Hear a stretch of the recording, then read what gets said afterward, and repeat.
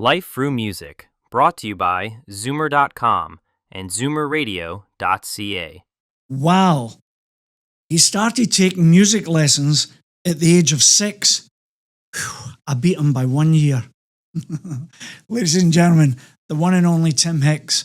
My first memories of Tim were doing a bit of songwriting with him, and then I had the privilege and honour of encouraging him to travel overseas with us to Afghanistan, where he entertained the men and women of our beloved Canadian Armed Forces and their allies. And now he's gone on to become a bona fide Canadian country music superstar. My friend, Tim Hicks. You mentioned these funky rooms. You gave me an opportunity to actually thank them, because we've used it for this one, obviously, and the podcast with Dougie Gilmore. And this is Kilometre Music, and it's Michael McCarthy and his team. And I love that. I had no idea. So first of all, thank you, Michael, and wherever he Music is, and Courtney. But you were going to tell me something about Mike McCarthy. I love Michael. I met Mike. He was one of the first people in this business that I met. And I was writing with a guy who wound up being my record producer, Jeff Copeland. He came up from Nashville to Toronto, and Michael's company at the time. Copeland. Yeah, you know Jeff. Yeah. Michael was working with Olay at the time, I think. And so he gave us a room at Olay to write. He was my publisher at Olay. Oh, there you go. Okay, yeah, that's right. Oh, that's right. Around Fire It Up, around that time. Yes. Yeah. So, this was my first time writing in a big publishing company in Toronto. And when we arrived, the admin staff was like, and this week, because we were going in every day to write. And this week, Michael would like to take you guys to lunch at some point. We'll make arrangements. We're like, oh, this is cool. I'm new to the business. I don't know what to expect. Jeff is a veteran of the business. He's like, dude, president of the company, we are going to have ourselves a wicked lunch. So he was like ramping it up. I wonder what it'll be. Steak, lobster. No, Michael McCarthy loves Swiss Chalet, which I loved because in my family, any special occasion that we ever had, especially so on my dad's side of the family, that is, my grandmother, my great aunts, my grandfather, my uncles, any kind of special occasion we had always took place at a Swiss Chalet in Niagara Falls, Ontario. Wow. So I have like fond memories of Swiss Chalet. But unfortunately, it was closed that day, and we had to go someplace else. But it was a similar vibe. It's funny. I love that. And maybe as you start to grow as an artist, I remember when we signed with Capitol Records, and it was before your time, Dean Cameron and Tim Trombley, and they say they're taking us out for a dinner, and so we just follow, and we end up in a little Indian restaurant. Okay. With all due respect, I know there's a lot of Scottish people. They love their curries and all that. Right? Oh, yeah, I do. Yeah. There you go. I don't eat it. So they hand me something that looks like a fucking paper doily, right? Yeah. And I'm like, what?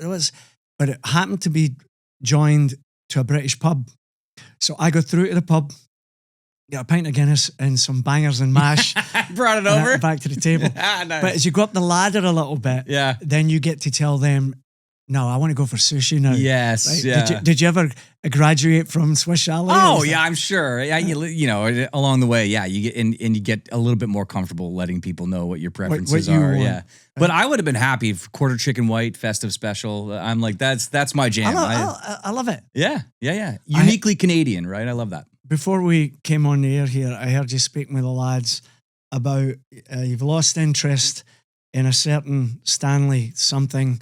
Because a certain Toronto team was knocked out. Yes. What do you think? Yeah, I mean, listen, I get a lot of hockey questions when I'm out doing the thing, and truthfully, I love national events more than I follow, say, the NHL. That said, anytime a Toronto team, no matter what the sport is in playoffs, I'm tuning in.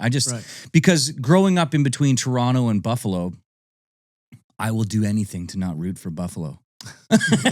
so I was invested in that series, and we watched a lot of it. The kids were into it. Amanda was into it. We were all into watching the Leafs. So we were a little sad when they got knocked out. I asked Dougie Gilmore on here, and I said, "Is there a curse?" Yeah.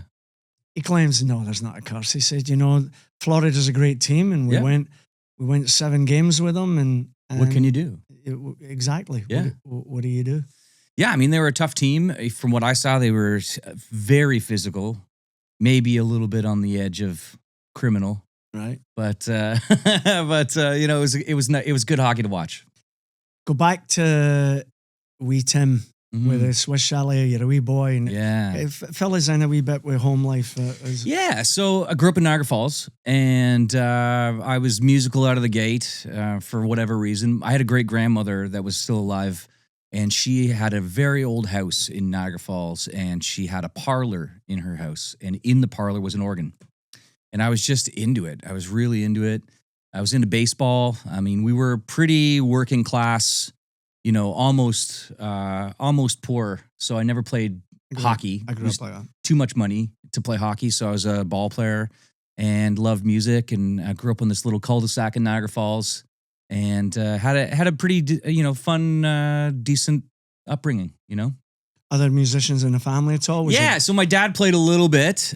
Probably he plays more now than he did back then. My folks split when I was 8, so that was mayhem for a little while. But my great grandmother still to this day, huge influence on me. Sat me on her knee and sort of taught me how to noodle around.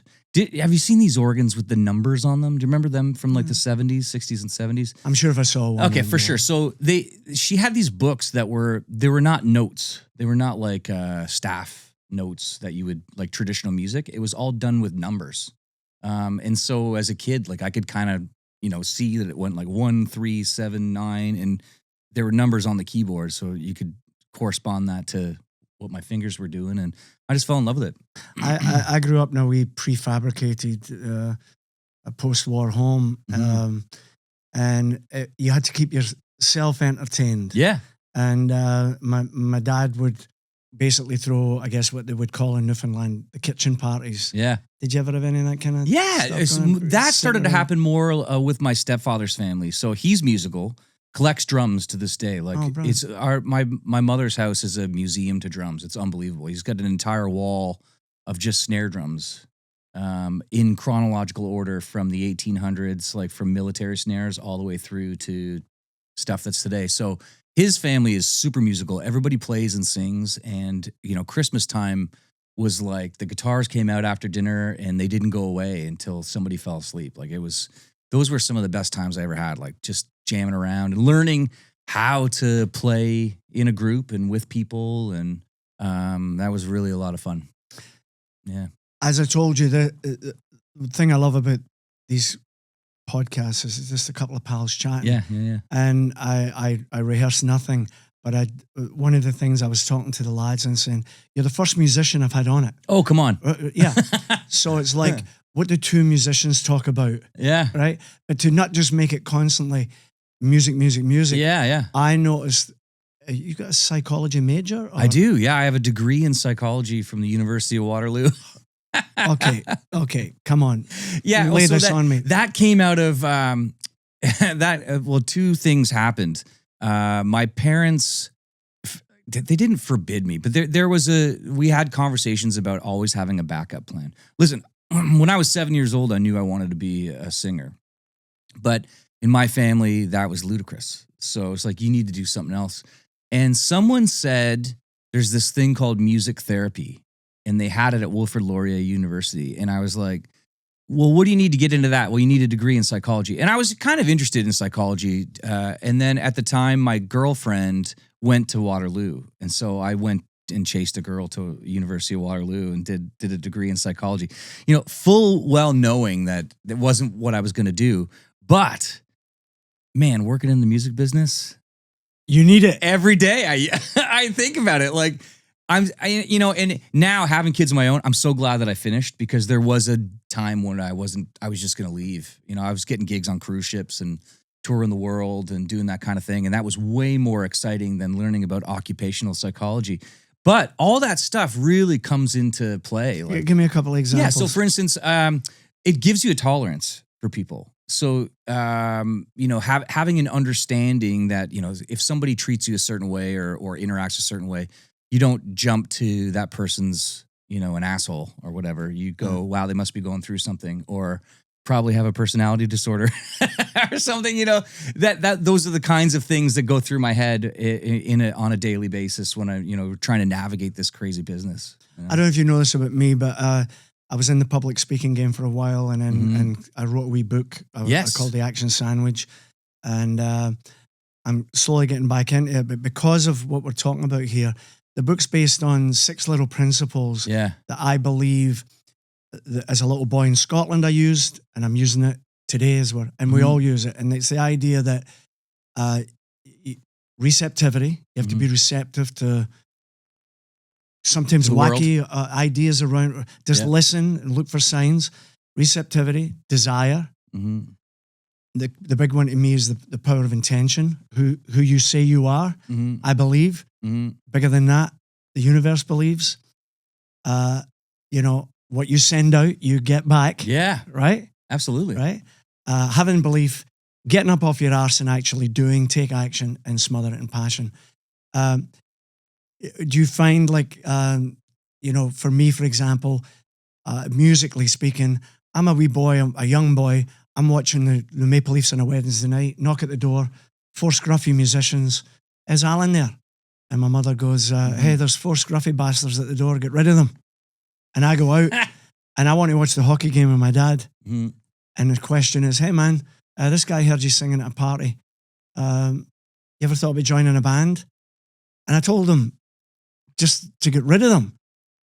Okay, I'll show up. Yeah. Have you ever, you had the desire to be a musician from the time you were a child? Yeah, I did. See, I didn't have that. Yeah, so tell me about it. Right out of the gate. So I started, I remember, I was just talking about this the other day. So because my great-grandmother had that organ, when it came time to go to lessons, this man came to the house and he asked me, do you want to take piano lessons or organ? And I picked organ just because we didn't have a piano anywhere around, and I was familiar with organ. So I did that. The place I took lessons, they put together little bands. So you would have your organ lesson on Saturday morning, but on Wednesday night from 7 to 8, we had band practice with kids, 4 or 5 kids around the same age, around the same skill level. So for me, it's music became a team sport out of the gate.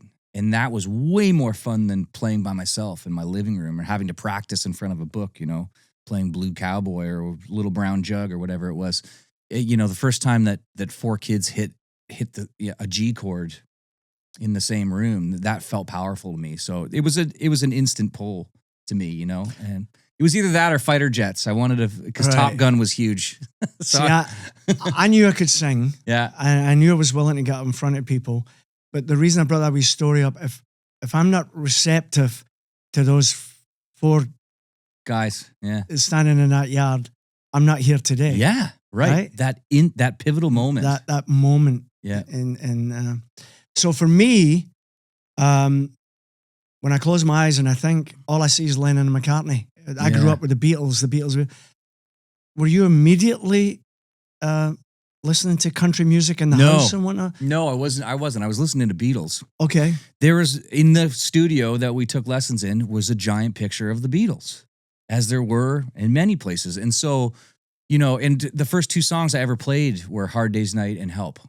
Wow. Yeah. And so I was big into that stuff. And still to this day, Beatles fan, Stones fan. That's incredible for me because I'm over 20 years ahead of you. Yeah. I grew up with Hard Day's Night and Help. Yeah, I've been told a million times I was born 30 years too late. So I was trying to figure out the intro acoustic guitar part to The Boxer, at the same time my friends were listening to Smells Like Teen Spirit. So they were like, you are from a different planet. Right. And in retrospect, so the country thing happened by accident.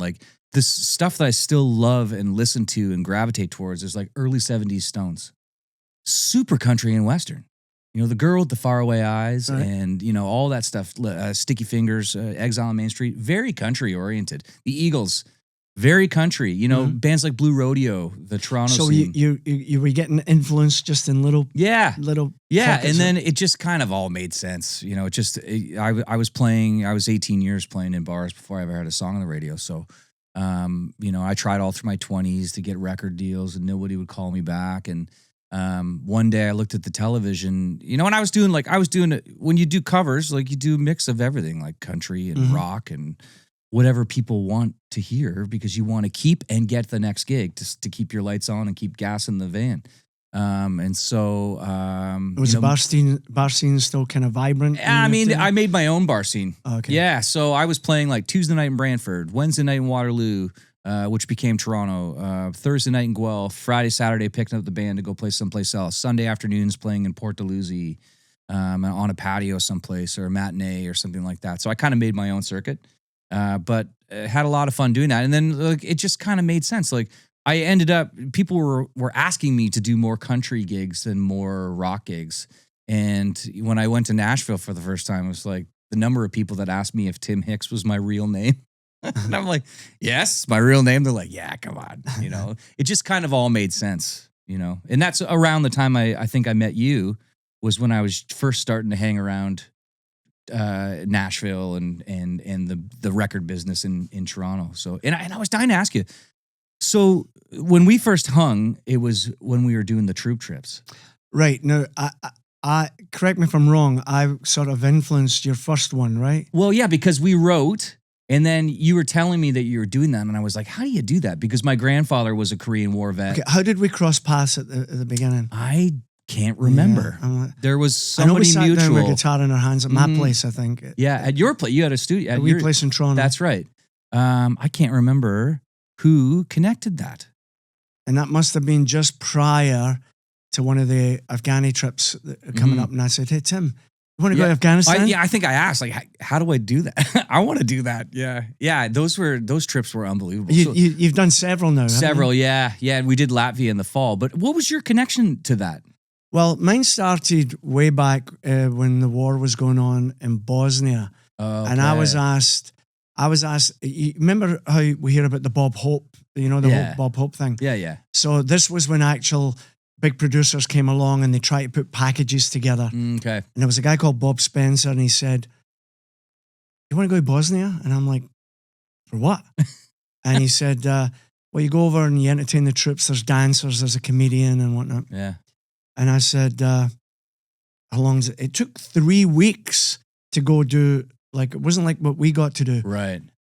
But I went, and he put the bid in, and because, with all due respect, whenever they have the real artist, it helps their bid go up instead of a cover band. Of course. So he got the gig, and I went to Bosnia, and then I came back, and I thought it was only going to be one thing. Mm-hmm. And then he got it again, and I did Egypt and Israel.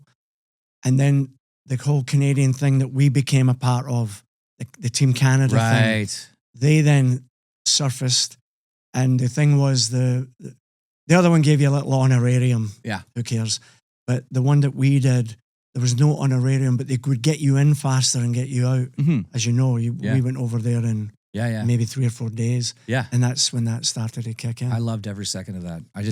I felt like anytime I get calls to do those things, I feel like I'm actually doing something real for a change. You know what I mean? Like really helping. Like, we used to hit the stage and I would talk to the audience, and I always try to remind them that you're not supporting war when you go over to places like that, because our boys and girls were over there as peacekeepers and trying to help people, against the Taliban. Like when you interact with the young Afghanis and stuff like that, what do they want? They want Led Zeppelin. They want Coca-Cola. They want to be able to dance and sing and have a girlfriend. They want to. Yes. And when you talk to them and they're willing to impart some information to you about their lives, you go, man, that's it. Some of these things are death sentences for them. Yeah.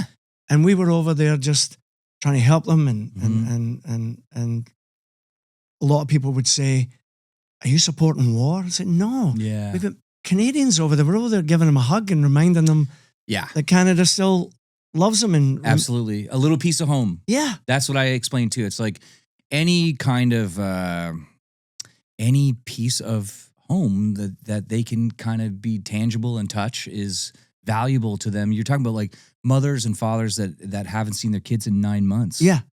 They just want to know. Sometimes there's couples, as you know. Yeah. Both of them in the military, and they have to take turns. Like they never both have to do this service at the same time. Dad could be at home for 9 months, and it's mum that's in over there. Kandahar. Yeah, and I never like that. And you say when you say it out loud, you go, "Well, of course." But that didn't register to me until I spoke to a mom that was over there that had with a tear in her eye. Said, "I haven't seen my kids in 9 months." You know, did you go over there at one point with your own band, or just always? I haven't done the band yet, although I did. We do this thing called the Campfire Troubadours. So I did that in Latvia, where it's kind of like we call it a power acoustic group. It's just broken down versions of the songs we do. But yeah, so 3 of us went over and played in the fall, and just it was a riot. The reason I ask is we went once as Glass Tiger, and Sam and I had done stuff before, so we reminded them, as you know, when you go to the likes of the canteen or whatever, split up. Like, you're not there as you're there to be, you know what I'm saying, to interact with them and have breakfast or lunch. That's the name of the game, really. That's why you're there. Yeah, the performance is secondary. Yeah, I had more fun playing hockey with the hockey players than any of the other parts of the trip. I think. Come on, you must have had fun going over on a plane with Brian Burke. Oh my God, and Tiger Williams. I absolutely did. And what I loved about that's the thing. Is like Burke's pretty. He could be pretty intimidating if you don't know him. I'm going to tell you a great story. Go ahead. Well, for me, because if you remember, we set the PA up, right, and we're singing on the plane. On the plane. Yeah. And right away, it's like I'm up there and he's yelling out songs. Play Sweet Home Alabama. And he says Sweet Home Alabama. He's like, all right, play Taking Care of Business. Play Taking Care of Business. And he was so impressed by that, and I didn't want to bother. It's a Mr. Burke, yes sir, no sir kind of thing. And I walked by him and he goes, sit down. I want to talk to you. And, 15 seconds later, we were best friends. So it's like as gruff as he can be, he's just the kindest, most warm person. I love him to death. Yeah. I call him my favorite Mr. Grumpy, but here's a great one. I don't think you were on this one. And there was a young lad, and I apologize if you're watching this because I forget the name of the lad, but the ball hockey thing was about to take place. Yeah. And they come to me and they said, Alan, will you sing the national anthems? Yeah. And I go, of course. And, I do a fairly good rendition of the national anthems, sure. American.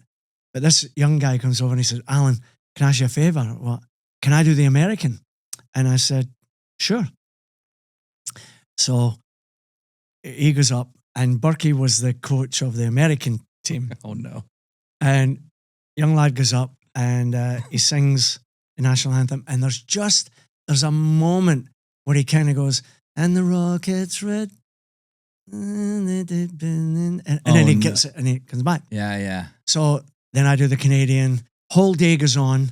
I mean, hours go by. Now we're all back on the bus, and Berkey has always taken him forever because he's with all these guys. Signing him.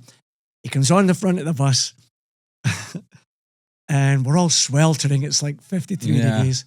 And Berkey goes, who signed the American national anthem?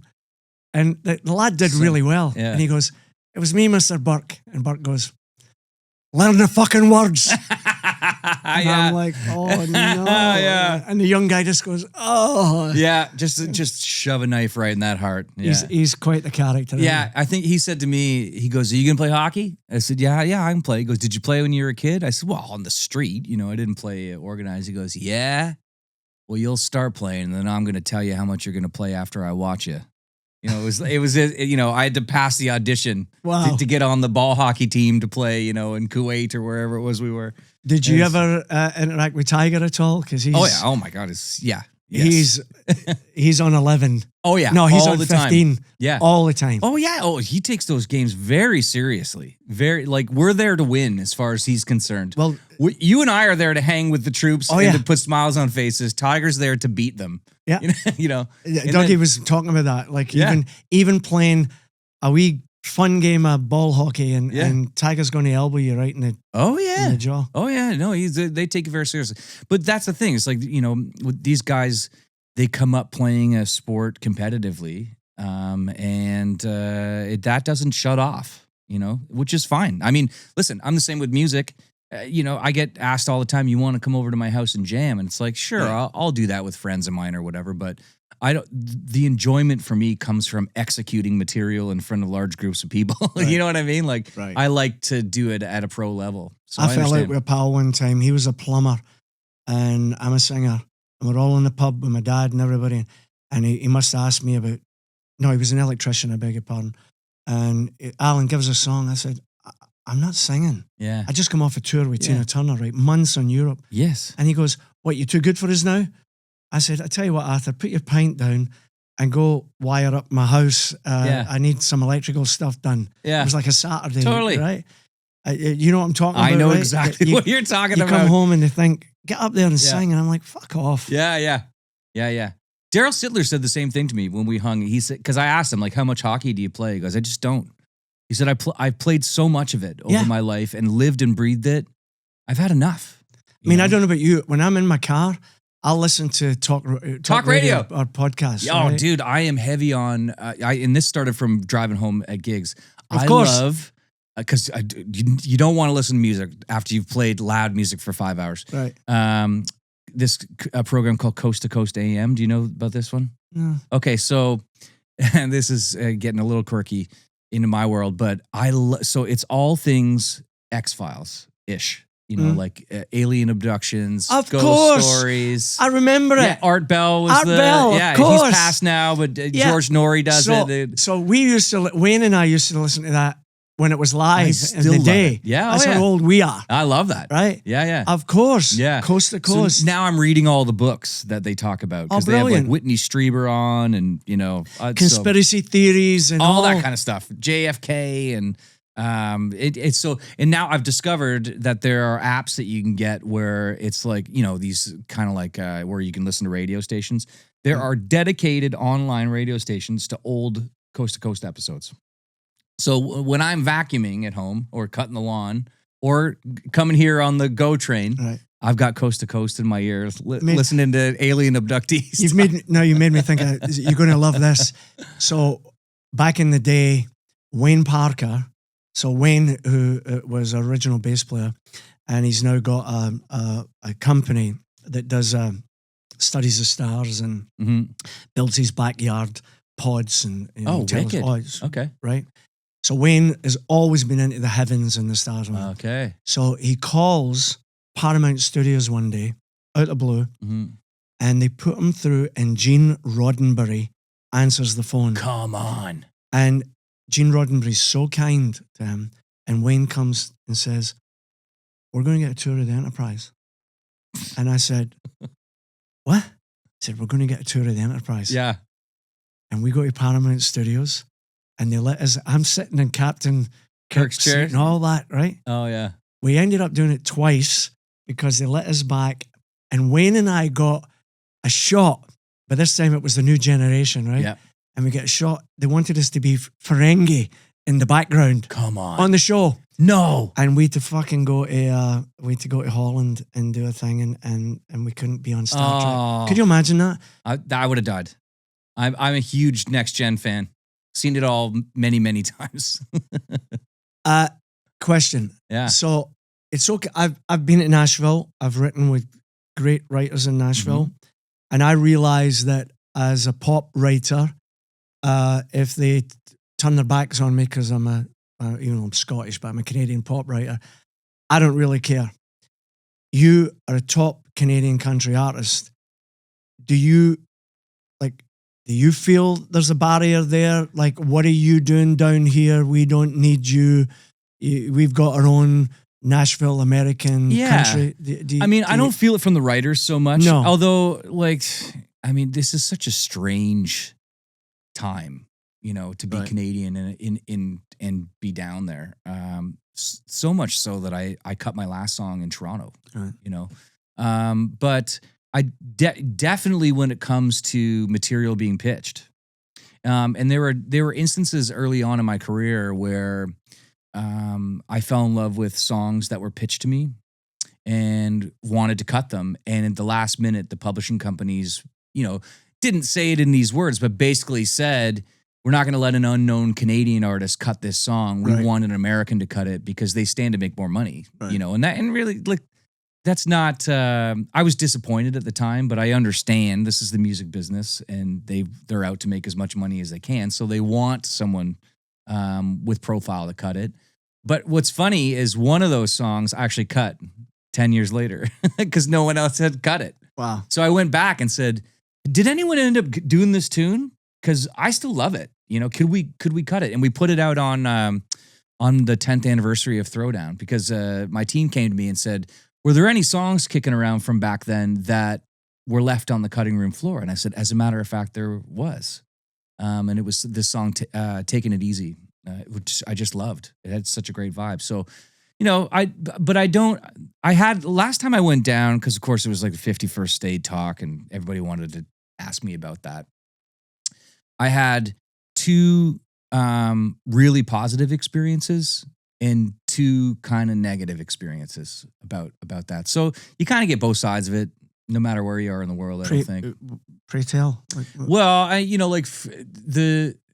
was in the room, and listen, politics is always uncomfortable when you're trying to be creative. So you kind of just don't talk about it. But I was in the room with another Canadian, and there were 2 American writers, and the one guy, like, you know, tobacco in the lip, cowboy boots. I had him pegged as a trumper for sure. And at the end of this session, he said, we were out of town, and I was going to call an Uber to take me back to my next rate because I always do 2 a day when I'm there. And he said, well, where are you going? And I told him, and he said, well, I'll give you a ride. I said, great, thank you. So hop in, and the door wasn't shut. And he said, I've been dying to ask you all day, what's the vibe up there with the 51st State thing? And I said, well, to be honest, it's not very positive. You know, I mean, we don't want to be part of America, or most of us don't anyway. And he said, I thought so. And then he went on to apologize to me on behalf of America.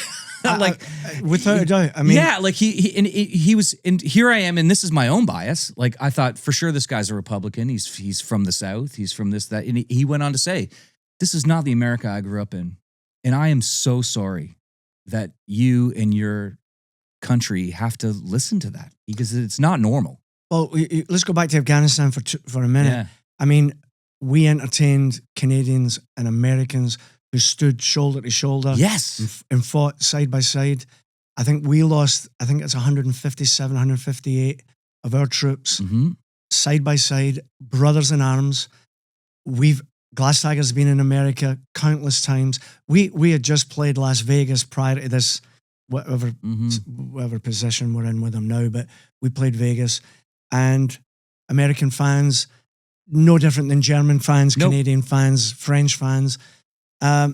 It's not the majority of Americans who love music and love Canada. I've got the Sweet Canada song out right now. I don't know if you know, right? Absolutely. And some people are saying, is it anti this? No, it's about the majesty and the tapestry of our beautiful country. Yes. And it's no different than America the Beautiful. Yeah. Right? And you've played in American cities and whatnot, and I've done many of them. This is ridiculous. Yeah. We're friends. We're brothers. Absolutely. We stood side by side. Absolutely. And you know what? When I was in Latvia, the election hadn't happened yet, but they were sort of bracing for whatever was going to end. And I remember asking the Canadian forces, like, you know, if Trump gets in again and does what he says he's going to do, how is that going to affect things around here? And they said, operationally, we've never been tighter.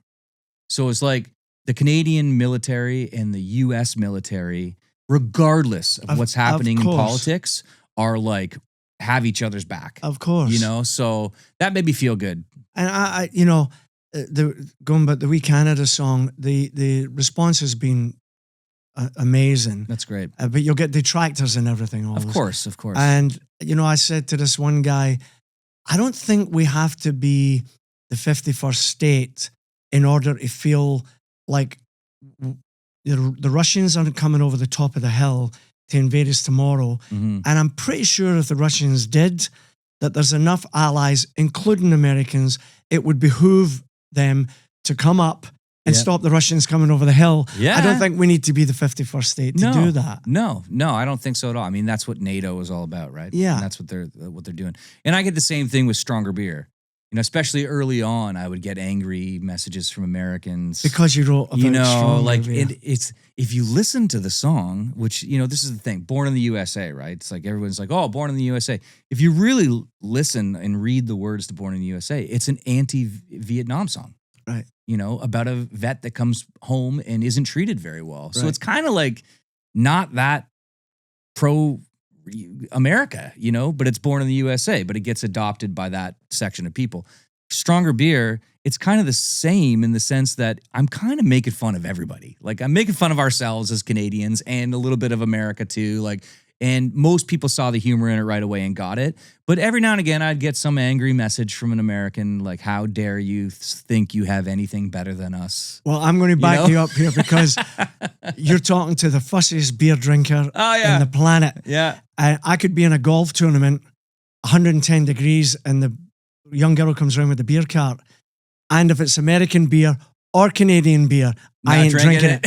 I'll only drink beer that was created when we were still fighting each other with swords. I like that. Right? Yeah, there's nothing wrong with that. Yeah. Now, we've kind of touched on it, so you don't need to go crazy with it, but give me the sort of state of the union, the lay of the land, the state the world is in today, according to Tim Hicks. What's going on? I mean, there are a lot of days that I'm bummed out about it. And, when I look at my kids and try and think about how we are going to leave a better place for them, I feel a little bit lost. But, I still have faith in humanity, and I have faith that, that this is just a blip in the road, politically, environmentally, all those things. Even within Canada, we're fighting amongst ourselves. And I really do believe that there still is a lot of unity and that there's still a lot of good in the world and in people's hearts. And I have to believe that as a father of two, that the world is going to find its way and it's going to be better in the end, Well said. Yeah. I was talking with Dougie Gilmore, and I love to use the analogy that I always thought we were going to be at least like Star Trek by now, I do, that we'd be on a ship and everybody, one guy's got two heads and the other guy's got a trunk and giant ears, whatever, and we're all just the same people just getting along. Well, if Art Bell was here, he'd say they're already among us. Right? Right. I like to tell my daughter, I say, if you can only ever be one thing, be kind. Yeah. Right? Oh my God, we say that we don't say it exactly like that, but kindness is key in our house too. We're always talking about that. Like, just be kind. That's all you have to be. Are your kids musical? They are musical, yeah. In fact, my daughter just completed her first conservatory exam. I was very proud of her because I never did any of that. No. So to watch her go through the nerves of like, here comes my exam kind of thing was really exciting, and to see success was great. Yeah. And my son too. They're both musical in different ways. My daughter is more intuitive like I was. She's got loves to noodle and she has a good ear. Whereas my son is an excellent reader. So you put music in front of him and he can read it. And that's my wife. So she can, you put music in front of her and she can play it. To me, it just looks like ants on a page, which my dad is very upset about because he reminds me of how many, thousands of dollars he spent on music lessons and I can't read music, and that's just because use it or lose it, right? Yeah, I'm the same. I never use it. We don't use it in Nashville. Nobody speaks that language in our world. I learned how to play the flute when I was a young boy and I could read music. Yep. And, but they made me wear this thing on my wrist called a feather and I could play the flute by ear. Mm-hmm. And I hated this thing. And so I quit the flute band because I wouldn't wear it. And they said, you got to wear it. And I said, no, I was only 9 years of age. Yeah. And my dad said, he won't be back in the band. Oh, he'll be in no. And the man had to come to the house and say, right, you wee bastard. You got to wear it. Right, you wee bastard. I'll let you away with not wearing it because he liked my flute playing. But of course, it cost me my music reading abilities. Well, my eyes were bad and are bad anyway, so I couldn't read. I always had to memorize. What is your Give me a classic Tim Hicks songwriting process. I mean, I've learned the Nashville way, which is we start with the title and usually write the chorus to the title. First verse to the chorus, lunch break. What are we having? Second verse, and then a discussion in the room whether we're, is it a bridge to somewhere or is it a guitar solo in a chorus and it's so funny because when you lay it out in those terms, like I get asked all the time, I got a lot of teacher friends. They're like, will you come in and do a songwriting workshop with my music class? And it takes me about 10 minutes to explain that. It's like, here are the parts to a song. This is what a verse is. This is what a chorus is. And then I show them, regardless of the genre, it's all the same. Whether it's Taylor Swift or Green Day, it all goes verse, chorus, something, chorus, and that's where it starts. Something you relate to. I did a thing one time. I had to judge a contest of the Bay Street, the classic business, our version of Wall Street, all the big money guys. Yep. And they all love, and there's some of them are amazing players, and their knowledge of who this augmented chord was used for this one. I'm watching them, and they're all good, and we judge it, and there's the winners. So I'm standing around with about 10 of these guys, and I'm listening to them speak, and I'm totally lost because I don't understand anything they're talking about. It's way over my head. Yeah. And they're talking about guys like Jack Pastorius or something, all that kind of stuff, right? Yeah. And the only saving grace that dawned on me was that I know how to write a hit song. Yeah. Right? Well, that's the what key. Saved me. Yeah. And it's like, can you take that and then turn it into something that people want to hear and sing? And they couldn't. Right. And that's where the talent lies. Yeah. What do you think that is? I think that you've either got it or you don't. That I don't know that any amount of work can turn you into a great songwriter. I think that, and I can say this because I feel like I'm a tortured songwriter. I have a really hard time writing. You do? I do, yeah. And I rely on co-writers to kind of pull it out of me because my talent is on the stage. I love to sing in front of people, and that's what I live for. Everything else is just to get me to the next gig. So when it comes to writing, I have a hard time. I had a great experience. I don't mind saying, like, the song Fire It Up, it really is Johnny's baby. And my contribution was to be more like a Jim Valance was to us. Like, and as you're saying, like, if we're writing a song for you, I obviously want you to lead the way. Yeah. You're Tim Hicks, you're going to make, but maybe I just go, Tim, if you just didn't have if you took that away. Yeah. Sometimes taking something away is as powerful as adding something in. Right? Well, that's like, if you listen to any of Rick Rubin's stuff, he's not a musical guy. He doesn't play an instrument. He can't sing, but he can sit behind a desk and tell you if he likes it or not. Right. And he might not be able to articulate why it is he doesn't like a part or why he thinks that a certain part needs work, but he can drive an artist to do that and pull out the greatest stuff. I mean, if you look at the guy's catalog, it's unbelievable.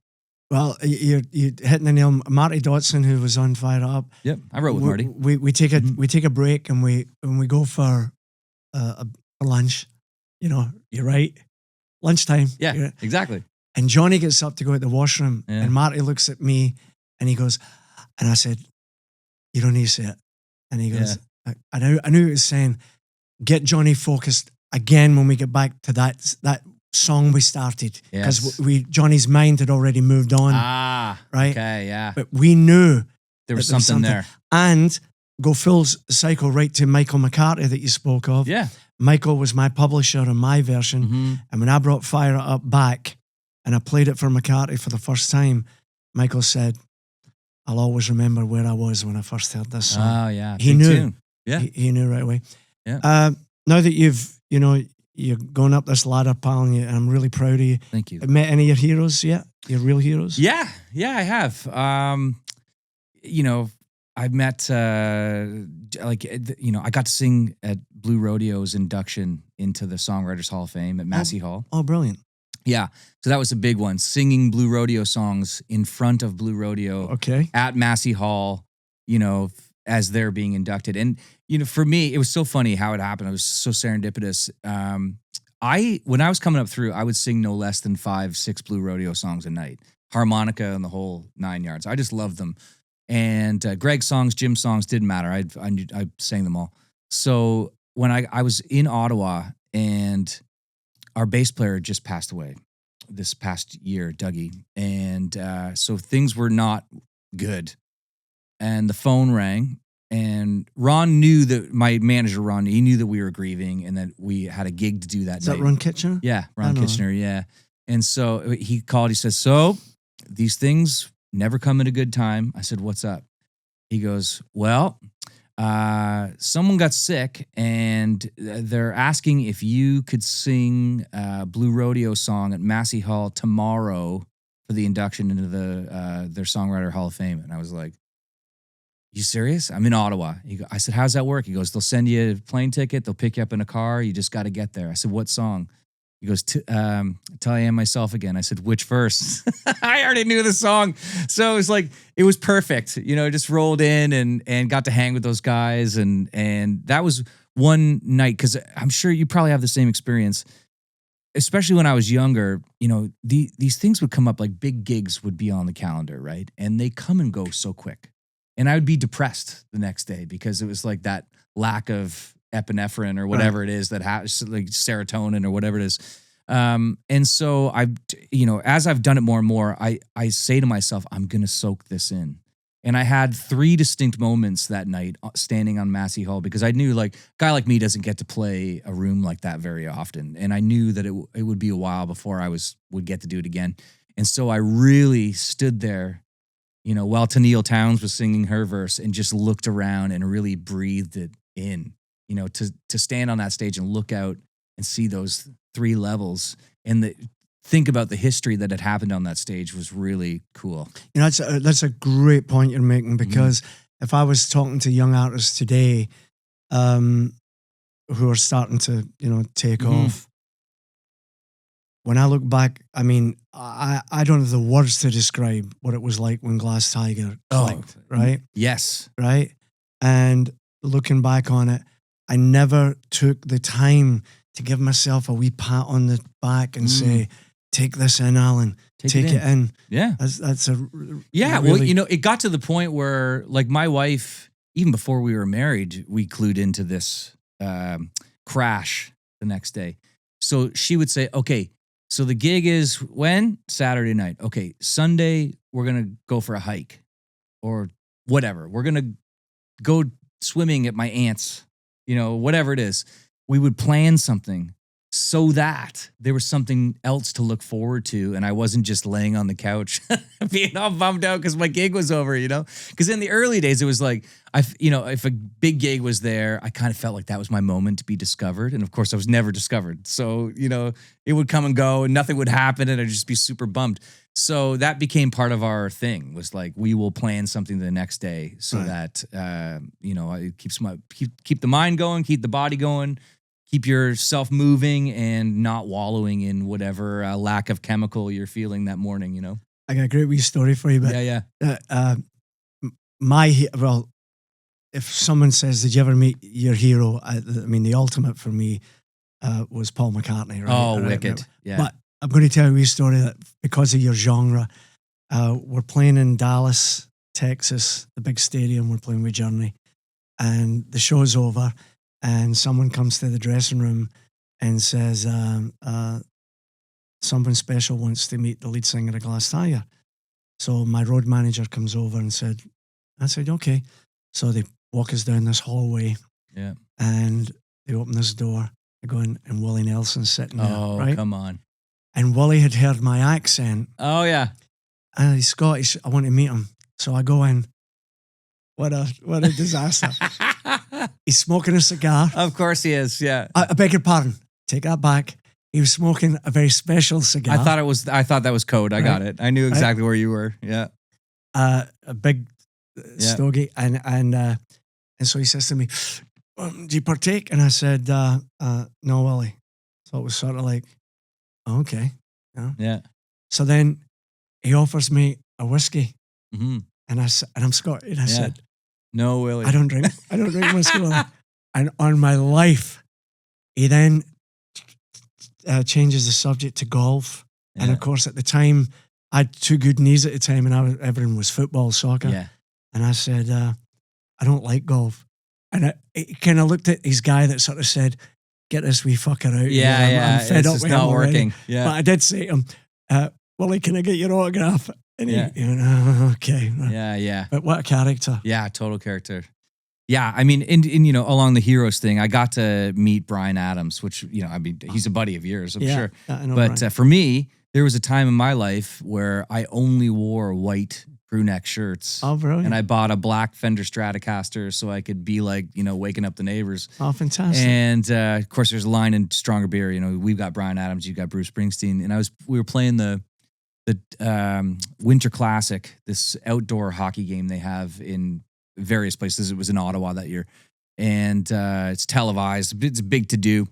And he was on the bill. So, we never expect to see these guys around because they're so busy and they're on another level of stardom. So, but we were playing Stronger Beer and someone elbowed me and went, look at this. And I look over as I just finished singing, like, we got Bryan Adams, you got Bruce Springsteen. And like probably Doug came over and like gave me the thing. And I look over and there's Bryan Adams standing on the side of the stage. And I felt about this big, in that moment. So I loved it. We walk off and he was standing there and he just had his arms crossed and he goes, very funny, just like that. So we had a little moment and the kids were there and Amanda was there. So I said, could we get a photo? He was more than happy. So we have a photo someplace with Bryan Adams and JJ and Anna and Amanda. I've met him a couple of times since, so we've had a good laugh about it. But that was really special meeting that hero. Why are we so driven? Are you still driven? Are you still? Yeah, I think so. I mean, I have no other skills. I try and shut it off sometimes and I just can't.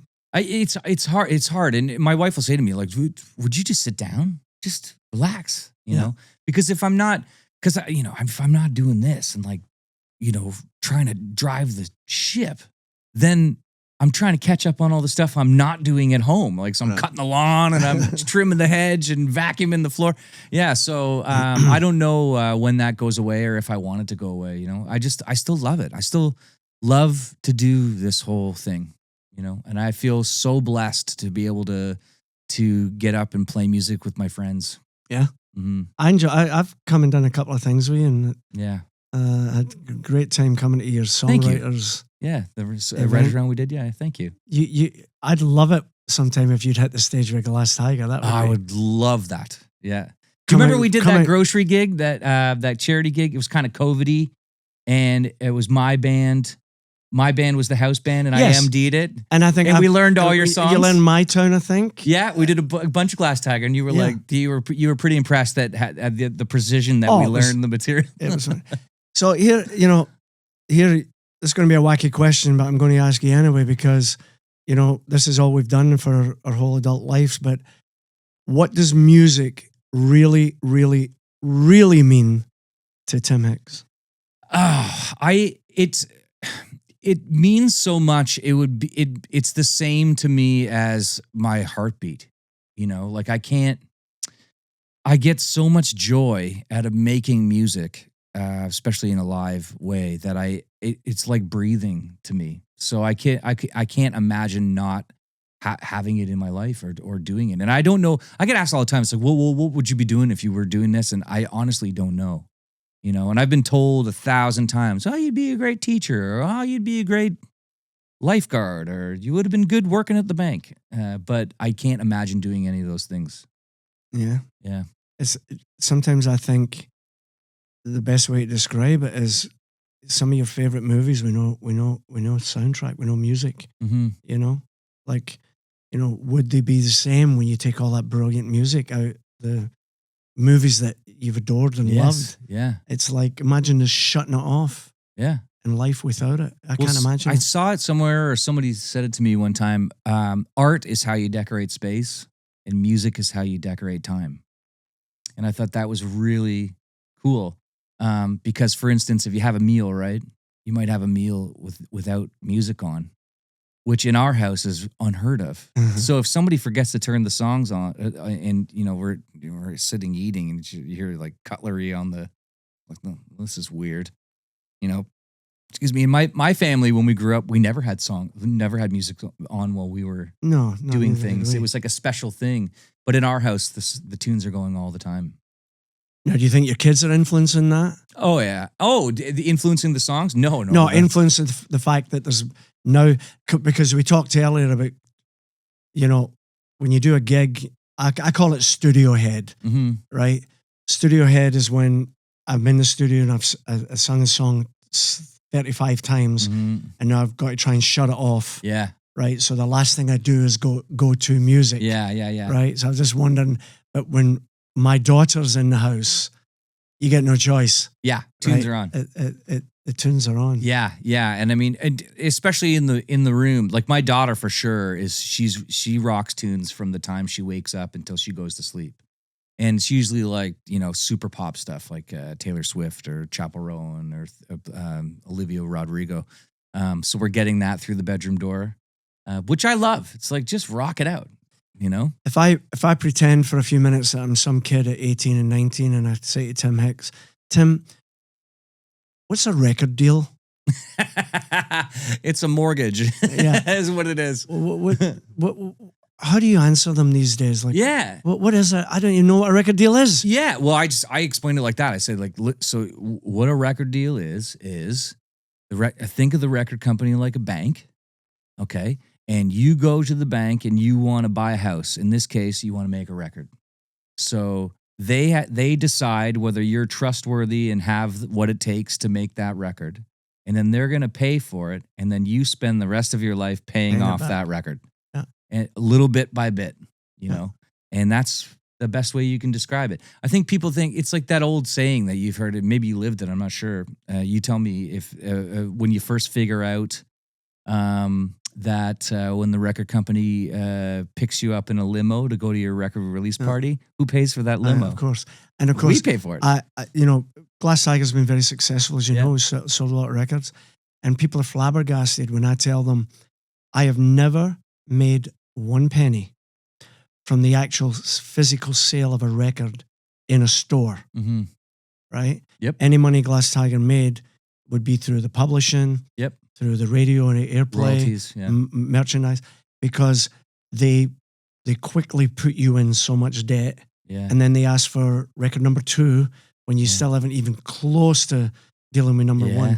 And so to this day, pick a number. Glass Tiger maybe made a record company $20-30 million. I'm not sure what it would be, but we have a debit balance to this day. I bet for about $800,000 or something. Yeah, well, it hit me like a ton of bricks. We were playing in.